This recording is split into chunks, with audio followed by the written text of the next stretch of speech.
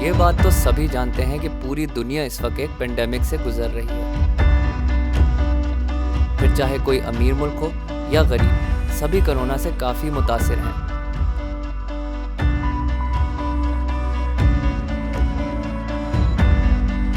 और इस पेंडेमिक में अगर कोई एक ऐसी चीज़ है जो सबसे ज़्यादा कीमती है, तो वो चीज़ है एक सांस।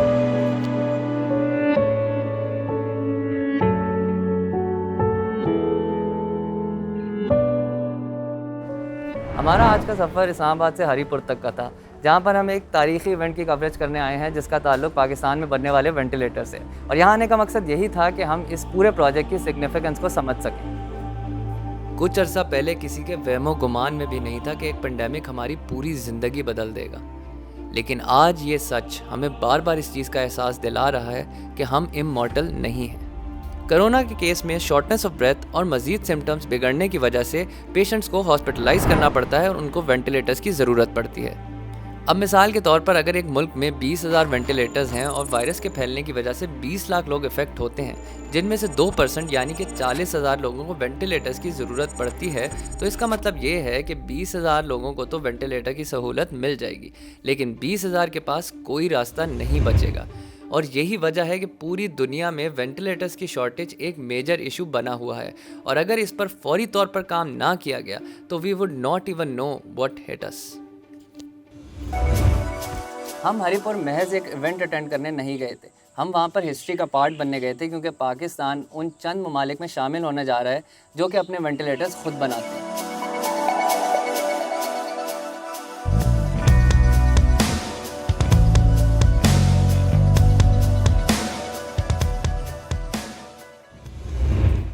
ये बेसिकली इनका प्रोडक्शन यूनिट है, जहाँ पे मैकेनिकल कंपोनेंट्स की प्रोडक्शन से लेकर टेस्टिंग तक सारी सहूलियात मौजूद हैं।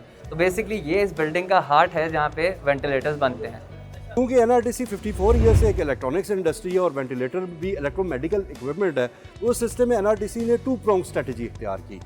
उसमें एक स्ट्रेटजी में इस तरह था कि एक तो इंडिजिनस अपने डिज़ाइन पे काम शुरू कर दिया, डिज़ाइन थोड़ा सा टाइम लेता है, साथ इसका मल्टी हमने ये किया कि हम अपने टर्किश एक कंपनी थी कैरल, जिसके साथ हमने मिल के अंडर लाइसेंस जो ऑलरेडी अप्रूव्ड था, एफडीए और सीई अप्रूव्ड था, जो क्योंकि ये इंतहाई सेंसिटिव इक्विपमेंट है sir, it's a life saving device, तो इसमें किसी किस्म का रिस्क नहीं लिया जा सकता। उनके साथ बातचीत की, ट्रांसफ़र ऑफ टेक्नोलॉजी पे यहाँ पे आया। फिर उसके बाद इंजीनियरिंग काउंसिल ने पूरा एक बहुत बड़ा पैनल था एक्सपर्ट्स का, जिसने आके हमारी प्रोडक्शन कैपेसिटी को एवेलुएट किया और प्रोडक्शन कैपेबिलिटीज़ को भी एवेलुएट किया, और they declare that this production capacity is compared if not the best can be compared to any best in the world, और ये उस मयार के मुताबिक है जिस पे वेंटिलेटर को बनना चाहिए। इस तरह हमने ये वेंटिलेटर यहाँ पे तैयार करने शुरू कर दी।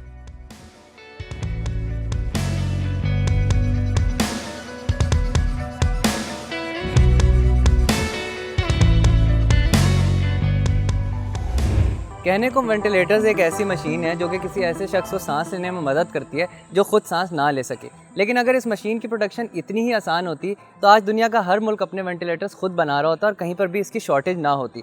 मिसाल के तौर पर John Hopkins university centre for health securities के मुताबिक अमेरिका में टोटल 1,60,000 वेंटिलेटर्स हैं, और अमेरिकन डॉक्टर्स एसोसिएशन के मुताबिक कोरोना की वजह से तकरीबन 1 मिलियन अमेरिकन को वेंटिलेटर की ज़रूरत पड़ सकती है।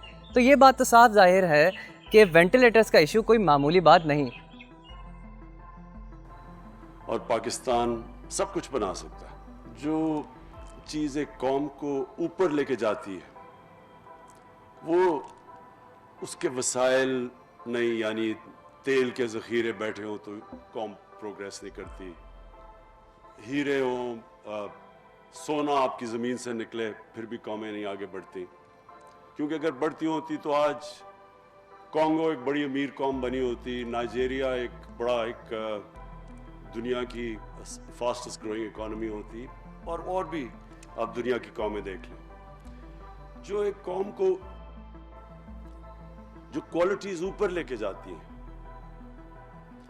वो सबसे बड़ी क्वालिटी होती है सेल्फ बिलीफ। इस एफ़र्ट का जो असल फ़ायदा ये होगा कि इसके नतीजे में पाकिस्तान के अंदर एक ये बिल्कुल नई इंडस्ट्री की बुनियाद जो है वो रखी जाएगी कि हम एक SEZ डेवलप करें, स्पेशल इकनॉमिक जोन डेवलप करेंगे सिर्फ मेडिकल इंडस्ट्री के लिए, और उससे पाकिस्तान के अंदर जो है ये एक मिलियंस ऑफ डॉलर्स की इंडस्ट्री है जिसकी बुनियाद इंशाल्लाह जो है वो रखी जाएगी। और मैं आप लोगों के तवज्जो से ओवरसीज़ पाकिस्तानीज़ को भी कहूँगा कि इस इंडस्ट्री में आके अपनी इन्वेस्टमेंट करें। हम पाकिस्तानियों की हमेशा यही खासियत रही है कि जब भी हम पर कोई मुश्किल वक्त आया है तो हम सब एक दूसरे के साथ खड़े होकर उस मुसीबत का सामना करते हैं, और यही चीज़ हमें इस पेंडेमिक में भी नज़र आई। हुकूमत के साथ साथ सारी अवाम भी दिन रात कोरोना के खिलाफ मेहनत कर रही है। फूड ड्राइव्स, राशन सप्लाईज और चैरिटी जैसे हर पहलू में तमाम शहरी अपना किरदार अदा कर रहे हैं या एटलीस्ट ट्राई ज़रूर कर रहे हैं, और ये यकजहती ही वो सीक्रेट इंग्रेडिएंट है जो हमें इस पेंडेमिक से बाहर निकालेगी। ये मुश्किल वक्त ज़रूर है, लेकिन हम सब ने एक दूसरे के साथ खड़े होना है। और अगर इस सारी सिचुएशन में कोई सबसे ज़्यादा इंपॉर्टेंट चीज़ है तो वो ये है कि हम रिस्पॉन्सिबल सिटीजन होने का सबूत दें और तमाम SOPs का ख़ास ख्याल रखें, क्योंकि हमारी छोटी सी एहतियात बहुत से पाकिस्तानियों को उनकी आखिरी सांस लेने से बचा सकती है।